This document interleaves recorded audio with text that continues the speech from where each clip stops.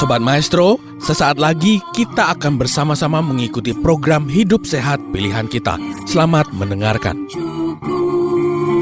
Membuat wajah berseri, diet yang seimbang, tubuh terlihat indah, udara yang bersih, jadikan hidup semangat, pengendalian diri, itu pemenang sejati.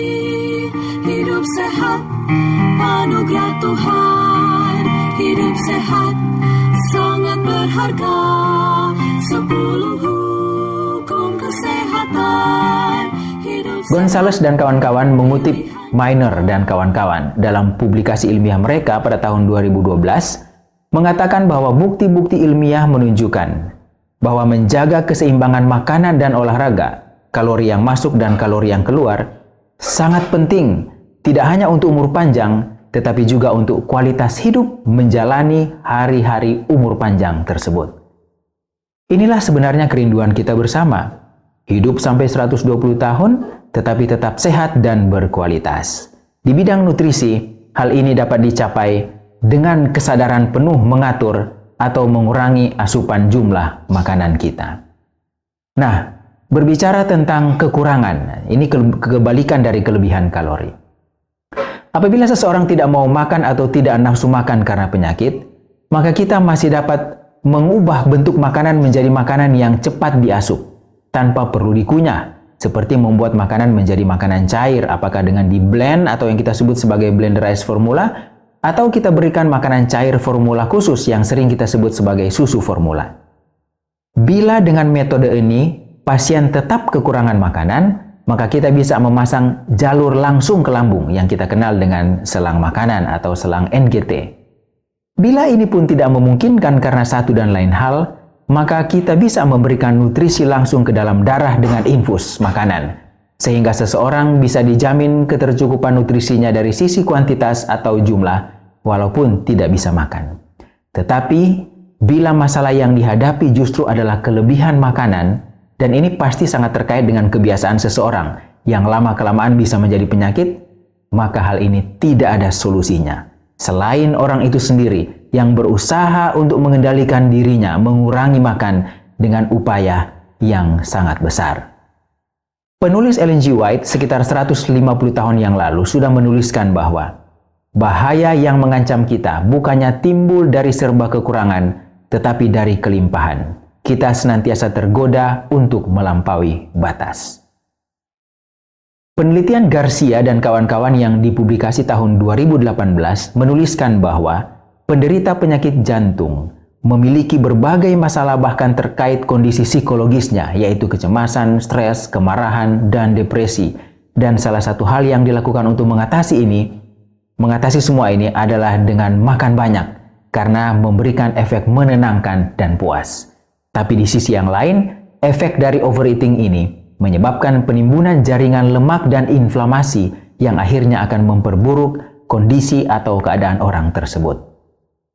Di era COVID-19 sekarang ini, FAO pun memberi rekomendasi, selain makan sayur, buah, dan kacang-kacangan, juga menganjurkan kita untuk makan secukupnya dan hindari overconsumption atau overeating yang akan menyebabkan kita kelebihan kalori dan berdampak buruk terhadap kesehatan.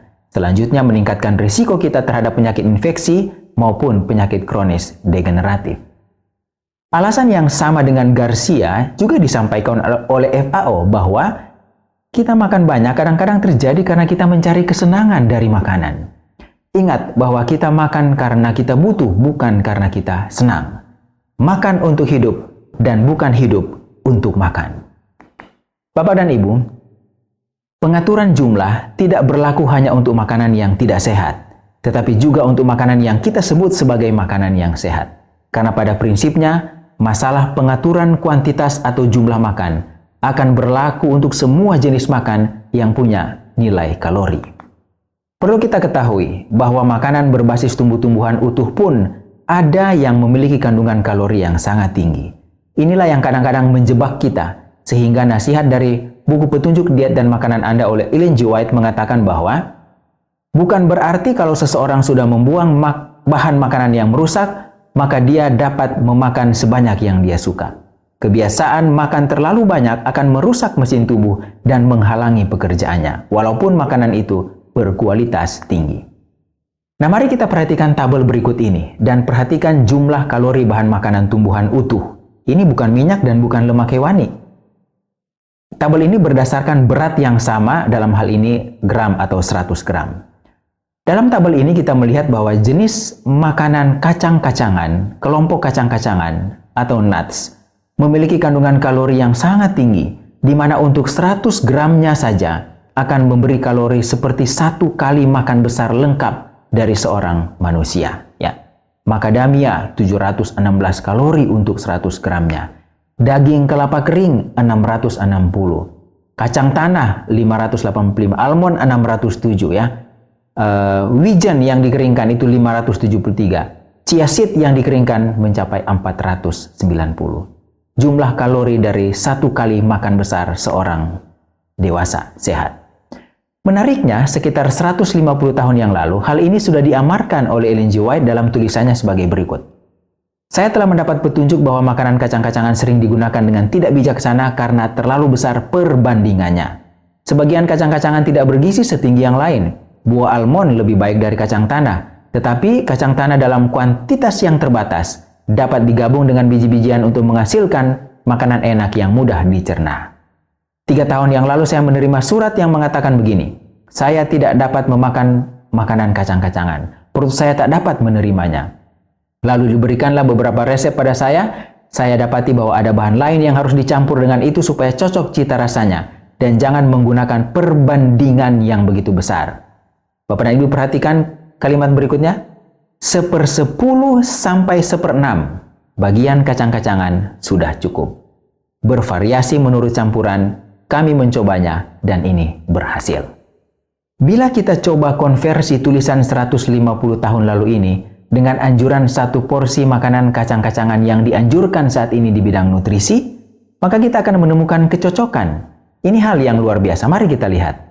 Anjuran 1/10 sampai dengan 1/6 dari kebutuhan makanan total atau makanan 1 hari. Misalnya kebutuhan makanan 1 hari itu adalah 1.500 kilokalori, maka itu berarti 1/10 sampai dengan 1/6-nya adalah 150 sampai dengan 250 kilokalori kebutuhan kalori dari kacang-kacangan. Kalau kita ambil contoh kacang tanah, maka dari tabel yang tadi kita ketahui bahwa kacang tanah yang dipanggang memiliki 585 kalori untuk setiap 100 gramnya. Itu berarti bila kita akan memenuhi kebutuhan kalori dari kacang-kacangan sebesar 150 sampai dengan 250 kalori, maka kita hanya perlu makan kacang tanah sebanyak 26 sampai dengan 43 gram kacang tanah 1 hari. Dan saat ini, di bidang nutrisi kacang tanah 1 porsi adalah 15 gram saja. Artinya hanya perlu sekitar 2 atau 3 porsi saja dalam 1 hari. Video berikut ini saya coba membuat bagaimana kita mengkonversi 2 atau 3 porsi kacang tanah 15 gram untuk 1 porsinya dalam bentuk 1 sendok makan. Itu berarti kita hanya butuh sekitar 3 sampai dengan 5 sendok makan kacang tanah untuk kebutuhan sehari bila menggunakan kacang-kacangan, dalam hal ini kacang tanah. Kita lihat betapa sedikitnya kebutuhan kita terhadap kacang-kacangan, tetapi sudah cukup. Dan makan berlebihan walaupun dari sisi kualitas kacang tanah termasuk di dalamnya, maksudnya kacang tanah itu adalah kualitas yang baik. Tetapi kalau kuantitasnya berlebihan, kalori berlebihan, maka manfaat sehat dari kacang tanah akan langsung hilang. Tapi ingat, kacang tanah tidak pernah salah. Yang salah adalah yang memakannya dengan jumlah tidak mau diatur sesuai dengan kebutuhan. Sobat Maestro, Anda baru saja mendengarkan program Hidup Sehat Pilihan Kita. Terima kasih atas kebersamaan Anda. Istirahat yang cukup membuat wajah berseri, diet yang seimbang, tubuh terlihat indah, udara yang bersih, jadikan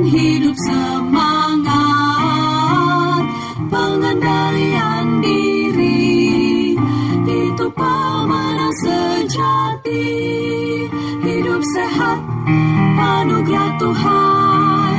Hidup sehat sangat berharga. 10